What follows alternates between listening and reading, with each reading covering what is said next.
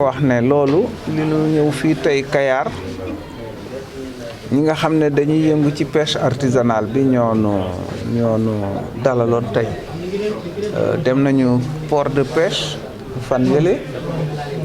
gise nañu fa ak acteurs yi waa CAPS waa GAIPES bii nag moom ñi yëngu ci napp gu ndaw gi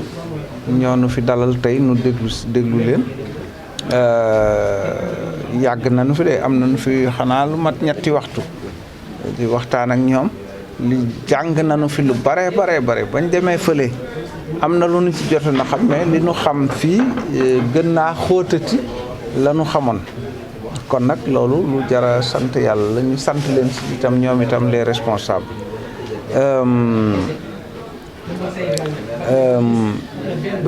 li ëpp solo daal te nu gis ko mooy alal dina ci biir géej gi daal nu war koo sàmm daal ba mu ñoŋ mën a jëriñ réew mi jëkk wala muy jëriñ keneen loolu daal moom la ñëpp wax te lu am solo la li ci des nag mooy fu ñuy jaar surtout problème licence de pêche yi dellu siwaat na fan lañuy mën a jaar ba sénégalais yi yëngu ci napp gi ak fu ñu mën a féete vraiment ñu jiital leen ci d'abord li nga xam ne aussi mooy licence yi ñu seet ko nag ñu seet licence yi am na ay rëq-rëq yu bare yu am ci licence yi il faut ñu seet ko et man defe naa ne bu ñu seetee rëq-rëq yi na ci licence yi dinañu mën a régler ay problèmes yu bare maanaam ñi nga xam ne xëy na jàpp nañ ne ay sénégalais lañu war a yëngu ci yëf yi te gisuñu ci seen bopp du ñàkk xëy na bu ñu xooloon bu baax problème mu licence yi ñooñu itam dinañ mujj gis ci seen bopp donc yooyu yëpp la ñu war a seet teg lépp daal ci yoon te mu am transparence bon dinañu def rapport comme ni ma ko waxee sànq ci tubaab nañ ko weccoo ak député yi député groupe opposition mais député groupe majorité député député non inscrit ñoom ñëpp parce que itam li nu gis fii ñoom it buñ ko gisee seen yaram dina daw wër na ma ne du ñàkk nu man cee am ay gis-gis yoo xam ne dina mën a jariñ daal pour ñu am ay saafara ci jafe-jafe yi wax nañ fi sax sànq ne pourquoi pas proposer président de la république mu def benn conseil présidentiel ci mbirum napp gi loolu yaakaar naa war nañ caa lu war a mën a nekk la bu fekkee ne feeki jamono mbir mi lijjantikuwul mi ngi continuer di am ba tey dina war a mën a jaadu ñu waajal ay solution yoo xam ne bu président de la république présider conseil présidentiel mu mën cee jël ay mesures loolu daal mooy sunu taxawaay am na yeneen nag yu ma fi wax loolu itam defe naa lu am solo la ci biir salle bi waxuma ko ci tubaab maanaam nu nit war na noo seet sunu bopp sénégalais ci boppam war naa seet boppam ay li boo demee ci jiiri ji am nañ naan foncier suuf si jafe-jafe yi ci ya fa am bari na lool waaye loo ci seet rek ñàkkul nga gis ca biir ñoo xam ne ña nga bokk ca dëkk ba wala bokk ca tund wa wala di maire ca commune ba yu dugg ci ay looxoor ba problème yi am ci dëkk bi fees fi del wax naa ne ci géej gi aussi war ngeen a seet affaire bi parce que daal am na ay yëf nee naa sax ca jamono njaayum jaam ñi tubaab yi daawuñu dugg seeni wata di wër réew mi di jàpp ay jaam ñun ñii ñoo daan jàpp suñuy nawle suñuy mbokk voilà di leen jaay tubaab yi yooyu yëpp daal yu jaral seet la ñu baal ma àq. waaw man la Pierre Mboup dëkk Tëngéej ñëw fi ànd ak coalition bi nga xam ne moo doon xeex affaire licence de pêche yi ñu ñëw fii ci Kayar tamit fekk fi sunu naatangoom Noor Mbeng député yi nga xam ne ñoo nekk assemblée nationale ñoom Mamadou Diop Decroix ñëwoon pour waxtaan ak ñun ci problème licence de pêche ak problème yi am ci napp gi waaw ñu koy rafetlu lool parce que daje nañoo ak waa GAIPES daje ak syndicat yi Mor tamit proposé leen pourquoi pas waruñu daje ak waa pêche artisanale ñu ñëwoon nag daje ak ñun fii ñu waxtaan ak ñoom lii problème li ñu waxtaan ak ñoom yomb na parce que daje woon nañoo ministre bi am na problème yu bari yu fi jaar ñu tënkal leen ko ñoom xamal leen ni leen ñun nappkatu Sénégal dañoo am problème mu gis ressource ba pare war a aar suñu ressource problème boobu nag moo dal ci kaw transformatrice artisanale yi dal ci kaw mareyeurs yi dal ci kaw pêcheurs yi Kayar gii ñu ne présentement campagne bi jeex na mais leer nañu am na nappkat yoo xam ne amuñu paas bu ñu yóbbu bu ñu ñibbee seeni kër loolu moo dal jigéen ñi moo ndax ñàkkum jën te loolu dara teguñu ko lu dul dañoo jël géej gi tey la ko ay bateau yu bëri nekk ci géej gi di napp ñoom Mor mi def nañ fi benn surveillant jàpp bateau te amul résultat ba léegi te ay duñu service des pêches ay acteurs de la pêche lañ yu bëgg seen dëkk kon ñu ngi interpellé état bu Sénégal kon ni ma ko doon waxee mooy que ni licence de pêche ñun nappkatu Sénégal dañ ko bëggatul a dégg dañ ko soxlawul ministre bi fi ne tamit mu dimbali ñu affaire licence de pêche kenn soxlawu ko ci Sénégal parce que boo xoolee 718 kilomètres yi dëkk boo ci dem dëkku napp la lan la ñuy dunde napp lan lañ yaakaar napp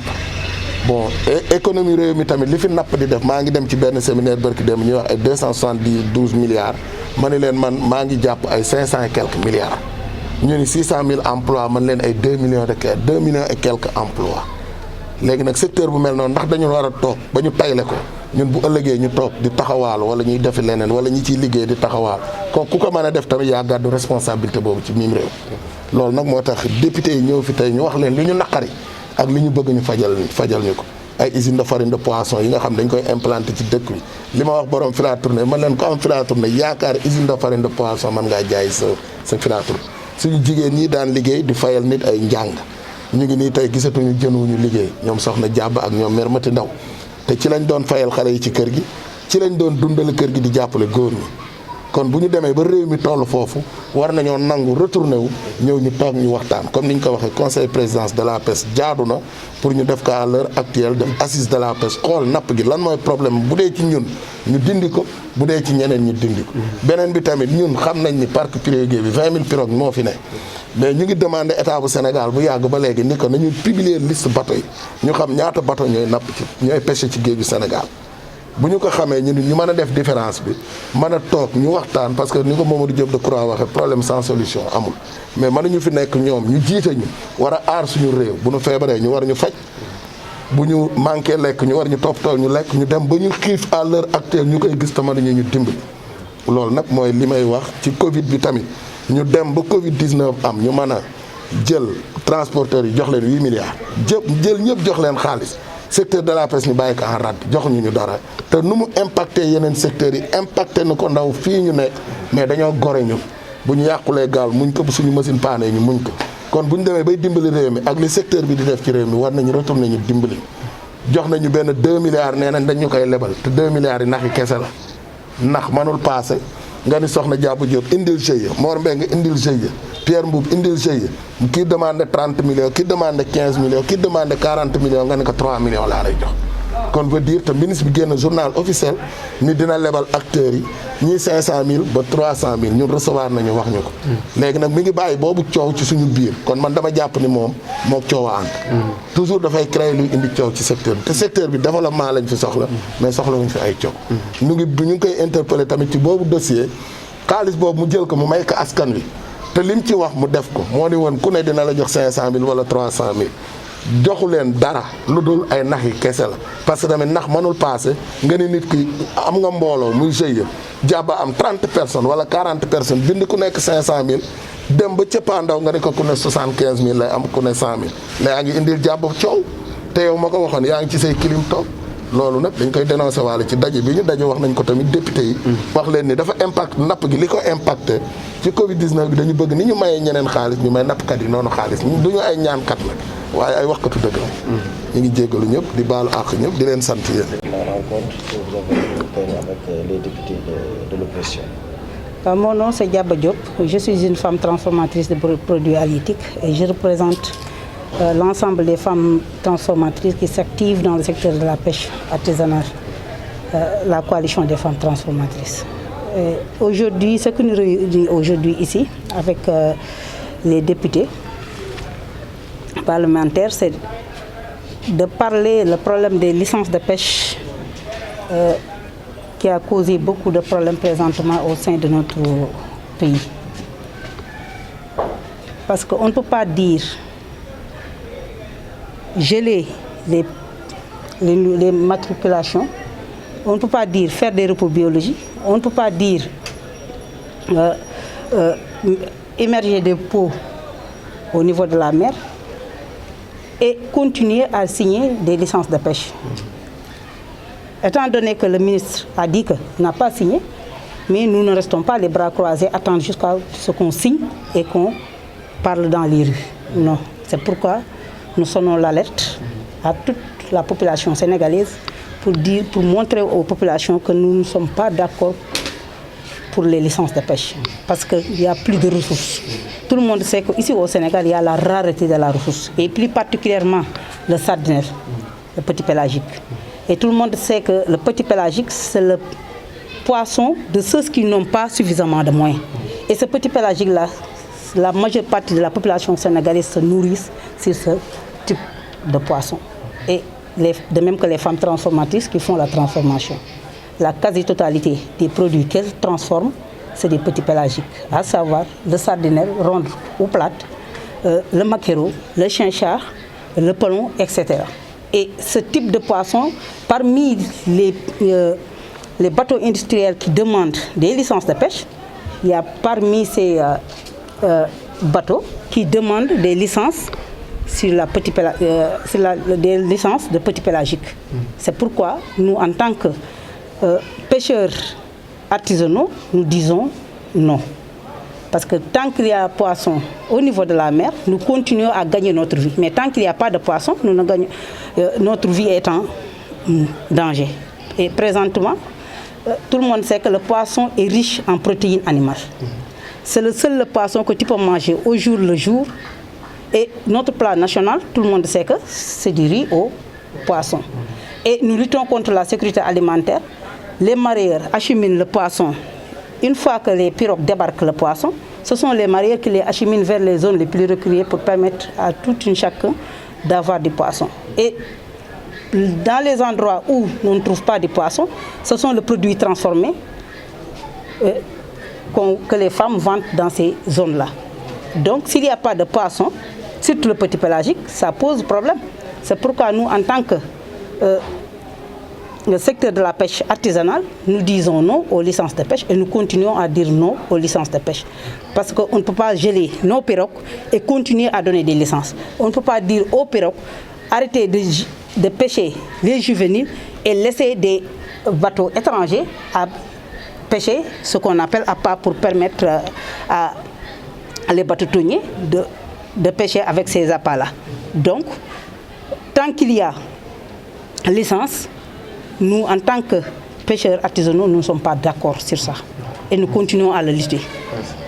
Vous avez aussi parlé aussi de l'implantation des usines de farine de poisson. Oui. Tout le monde sait que c'était depuis 2012, nous, en tant que femmes transformatrices, nous luttons, et même les pêcheurs même, nous luttons, certains même des pêcheurs, parce qu'il y a ceux qui disent que les usines de farine de poisson, c'est bon pour eux. Mais la majeure partie de ces pêcheurs savent maintenant que les usines de farine de poisson n'est pas bon, pour la santé. Là où il y a usine de farine de poisson, il y a la pollution atmosphérique, mais ça nuise encore la santé de la population. Là où il y a usine de farine de poisson, il y a la surexploitation des ressources. Parce que tant que les pêcheurs vont en mer et ils trouvent du poisson à vendre, les usines, ils continuent à pêcher parce qu'arrivé au lieu de débarquement, s'ils ne voient pas des mareyeurs ou bien des femmes transformatrices qui achètent ça, ils disent qu'il y a l'usine qui est toujours là. Donc ça cause la surexploitation alors que tout le monde sait que présentement il y a la rareté de la ressource, surtout le sardinelle. Par rapport à la résilience économique sur la pandémie, beaucoup de secteurs ont reçu leurs subventions. C'est le secteur de la pêche. Oui, comme vient de dire Pierre tout à l'heure, tout le monde sait que le secteur le mieux impacté, c'est le secteur de la pêche. Et les gens ne prennent pas acte sur ça. Parce que le pirogue qui vont en mer, qui débarque toute une journée, et durant même la nuit même, parce que le pêcheur n'a pas d'heure de débarquement. Avec la pandémie, leur quantum horaire est diminué, parce que avant qu'on a arrêté le couvre-feu, les pirogues débarquent à partir de 6 h du matin jusqu'à 15 h sur certains quais, et il y a des jours que tu débarques, il y a des jours que tu ne débarques pas. Donc, tu es impacté. Le quantité de poissons que tu débarques auparavant, tu ne peux plus. Parce que quand tu pêches, quand tu vas en mer, tu ne peux pas aller plus loin parce que si certaines heures vous trouvent en mer, arrivé au lieu de débarquement, tu ne peux pas vendre ton produit. Donc, il y a un autre problème. Par rapport aux femmes transformatrices, ils n'auront plus de poissons transformés. Et ce qu'ils ont transformé, ils ne parviennent pas à le vendre. Parce que les clients ne peuvent plus se déplacer d'une région à une autre. Et tout ce qu'on a produit, tout le produit est gâté. On a appuyé le secteur du transport. On a appuyé le secteur du tourisme. On a appuyé pas mal de secteurs, du commerce et ainsi de suite. Mais nous, en tant que secteur de la pêche, on a 1 milliard. Et sur ces 1 milliard, on a déposé ça au niveau de la CNCA et le DER avait ajouté un autre milliard, ça fait 2 milliards. C'est sous forme de prêt. Et c'est sous forme de prêt. Et ce prêt-là, on a dit que le taux d'intérêt, c'est 3%. Mais il y en a certaines qui me disent, avant-hier, je n'ai pas encore eu de source claire, ils m'ont dit que ce n'est pas 3%, mais c'est plus de 3%. Et nous allons vérifier après. Mais avec le peu d'argent, tu fais une demande de 50 millions, on te donne 5 millions. 5 millions ne suffit pas. Parce qu'avec le ministre sortant, si vous me le permettez, je cite son nom, Omar Gueye, les femmes transformatrices avaient des financements de 25 millions, de 24 millions qui ne suffisaient pas. Et ces 24 millions, tu ne peux pas financer toutes les femmes qui sont à l'intérieur de ton site. Ça pose problème. Donc maintenant, on vient aussi avec l'actuel ministre. On lui dit des financements de 5 millions, 4 millions, 3 millions, là où tu avais 24 millions. Ça pose problème. Tu risques d'avoir des problèmes avec tes membres. Moi, je n'ai pas encore reçu. Et je le dis clairement et je le répète. Je n'ai pas encore reçu. Mais ceux qui ont reçu m'ont dit que parmi les demandes qu'elles ont faites, des demandes de 30 millions, des demandes de 40 millions, des demandes de 35 millions, ils ont eu entre 3 à 5 millions. Ceux qui ont les gros montants, c'est 5 millions. D'après ce qu'elles m'ont dit, moi, je n'ai pas encore reçu. Parce que quand on parle, il faut dire ce que tu sais. Ce que tu ne sais pas, tu n'as pas le droit de le dire. Merci. Oui.